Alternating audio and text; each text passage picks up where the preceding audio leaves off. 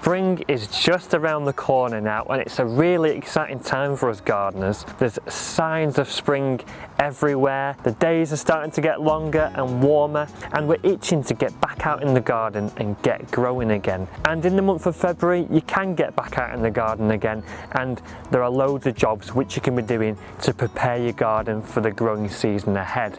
And in today's video, we're going to go over those things, 10 things which you can do to prepare your garden for the growing season ahead and get a good head start. Let's get into it. Now, if you've not done much gardening this winter and you've been inside hibernating, in which case I don't really blame you, to be honest. Winter isn't a very good time to get gardening. It's cold and horrible. But if you live in a milder region like we do in the UK, and most days are frost-free, you're probably going to go into your garden to find that you've got quite a lot of weeds growing. Even though it's been winter, hardier weeds such as Gallium aperine, like this here, or sticky weed, as it's also known as, can germinate and grow through the winter months. I've got quite a few weeds here and bits of grasses that are germinating, couch grass and things like that.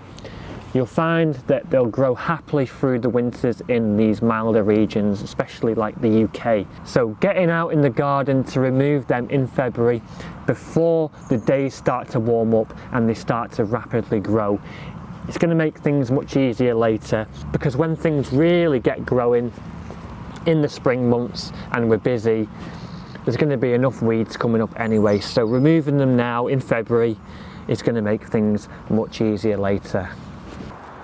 Now, February is a good time to be cleaning your greenhouse or your polytunnel before the growing season ahead. Algae can grow really quickly on the glass of a greenhouse or the cover of a polytunnel, and obviously this isn't a good thing. You don't want that because it's not going to let any light in. And all I do is really simple. It's nothing overly complicated. I just get a bucket, fill it with water, put a little bit of J's fluid in there, or you can use any other disinfectant of your choice if you want. And then I just get a brush like that. You can use a hand brush if you want, but I use this because I know I'm tall, I'm 6'3", but I still find it quite difficult to reach the greenhouse roof. So I found that this works really well. I'll just dip the brush in the water like that, in my J's fluid mixture, and I'll just scrub the glass like that. Really simple. I'll do that all over, inside as well, and that'll remove the algae really well. And the J's fluid disinfectant is going to remove any nasty pathogens as well. The mild environment of a greenhouse can allow for pathogens and nasty diseases to survive over winter and then infect your plants the following growing season, and you don't want that. Blight is one of those diseases that you really don't want. And then once I've scrubbed it all over with this brush, I'll just give it a good rinse, and then I will get a cloth and some glass cleaner and then just give it another once over to get any bits that I've missed out. So February is an ideal time to start cleaning your greenhouse or your polytunnel before the growing season starts. Now, there are many different options for garden paths, but if you're somebody that wants that nice aesthetic look of wood chips for paths, then apply a good layer of wood chips now in time for spring. I prefer wood chips over using other materials because it's cleaner on your feet. It's very good at soaking up moisture. We get a lot of rain in the UK, so it can get very muddy, and it looks good as well. It really does add a nice rustic look to the garden or the allotment. And once them wood chips have broken down, you can scoop them up and add them to your beds as a mulch, or you can turn them into compost as well if you want. I used all my old wood chip paths to help fill these raised beds up here, and in the next year or two they're going to turn into lovely compost. I filled the bottom half of the raised beds with the wood chips. Now, if you have any fruit bushes and fruit trees like apples, pears, quinces, fruit bushes like blueberries, black currants and red currants, just to name a few, you can prune these back late winter, just before spring, to ensure that you get the healthiest growth possible this growing season. Cut off any dead branches on your fruit trees, and any branches that are overlapping or brushing together, trim one of them off to ensure you've got plenty of space in between the branches. You want to maintain a good goblet shape like that with your tree, or at least close to. I try and keep it as close to that as I possibly can, and this way you're going to get the healthiest growth that you can possibly get this growing season. And it's the same with all your fruit bushes as well. Prune off any dead foliage, or if there's any branches that are mangled and twisted together, trim them down a little bit to maintain some good space in between the branches for optimal growth. Now, one of, if not the most important things when gardening, whether you're growing flowers or vegetables, is soil. Whether you're growing in the open ground, in containers or in raised beds, you're going to want to make sure that there's plenty of organic matter in there. Well rotted manures, homemade compost, shop bought bagged compost. A soil that's rich in organic matter is really important to provide lots of those essential nutrients for plant growth. Now, the chances are, if you've used the same bed to grow something in last year, you're going to want to incorporate some more nutrients into there this year.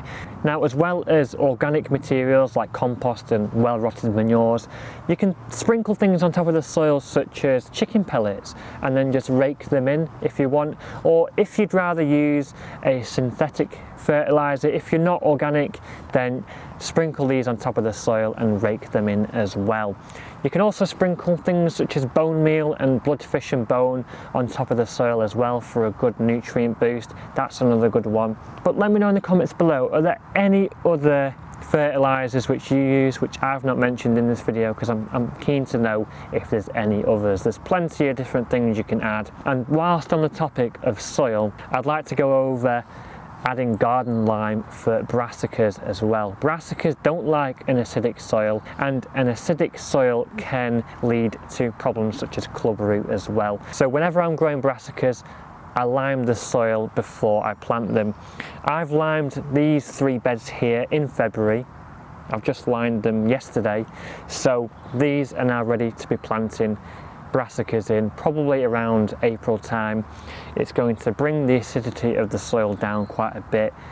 It's important that you don't add too much, just a good sprinkling should do, and then dig it into the soil. And by the way, garden lime can help break up clay soil as well. So if you've got a problem with heavy clay in your beds, maybe you grow in the open ground and you've got heavy clay, then a good sprinkling of garden lime can help break up that heavy clay soil as well.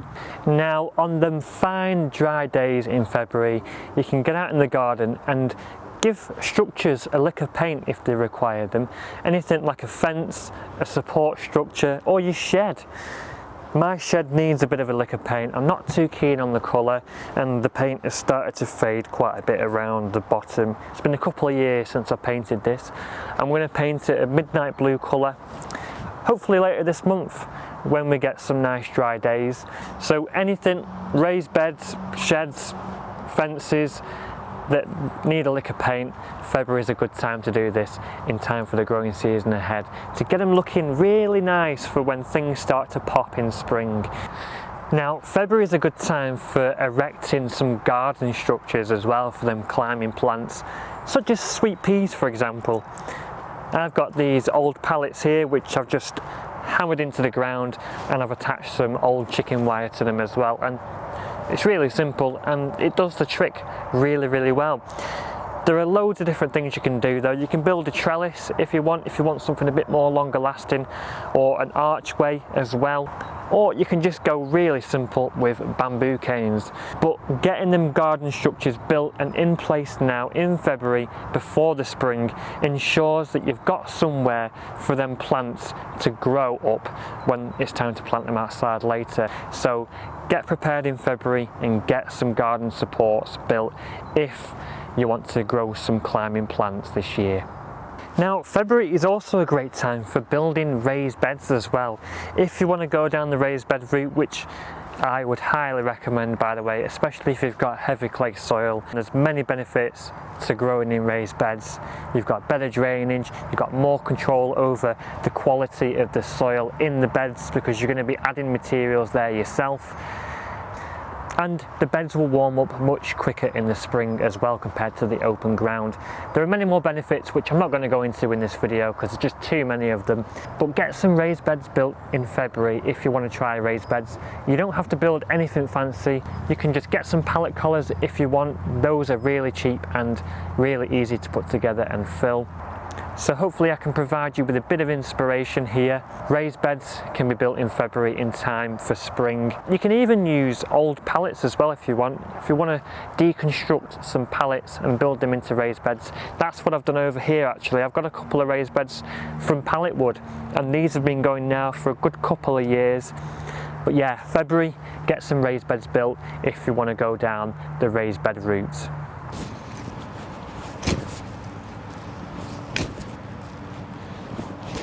But if you're not somebody that wants to go down the no-dig raised bed route and you just prefer to grow in the open ground, then get your soil dug over now in time for spring so you've got a nice loose soil for your plant to grow in.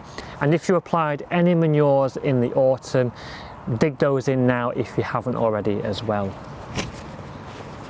Now February is a good time to be ordering them seeds ready for planting. And a few people have asked where I get my seeds from, by the way, and I'm not sponsored by these companies, by the way. I'm just going to give the information out there for the people that are interested. I use Premier Seeds Direct, King's Seeds, and I've previously used Wilco Seeds as well, although they are not going anymore. Wilco's went bust, but the range do supply Wilco seeds at the moment. So that's where I've got my seeds from in the past. Those companies are quite good. Based in the UK, I'm not too sure about companies abroad in America or anywhere like that. This is just for the UK. I highly recommend those companies. But yeah, get your seeds ordered in February and your seed potatoes as well. In February, a lot of garden centres are starting to supply the potatoes for planting. Now, if you're getting your seed potatoes in February, you can lay them out to chit or produce sprouts ready to plant 6 weeks later. They're usually done around 6 weeks before you plant them, and this just gives them a bit of a head start when you plant them. If they've already got some sprouts on there, you're going to get a couple of weeks head start. Lay them somewhere that gets sunlight, like a north-facing windowsill for example, but doesn't get scorched by the direct sunlight. You don't want to leave them somewhere like next to a radiator though, because you don't want them to start getting too hot and shrivel up. And this brings me on to the next one. You can start planting them crops which take a long time to grow, which need to be started off at home where it's warm. Things such as sweet peppers, chilies and aubergines, and then flowers such as the geraniums, the cosmos, the antirrhinums and the petunias, which take a long time to get going, which are best started early. Get them started in February for a bit of a head start. And also the hardier things as well, not just the tender crops.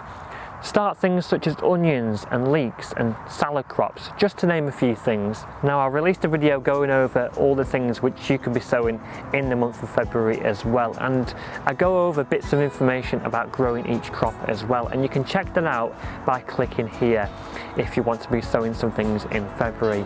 So that's all for now, guys. I hope to see you in the next one. Happy gardening and stay safe.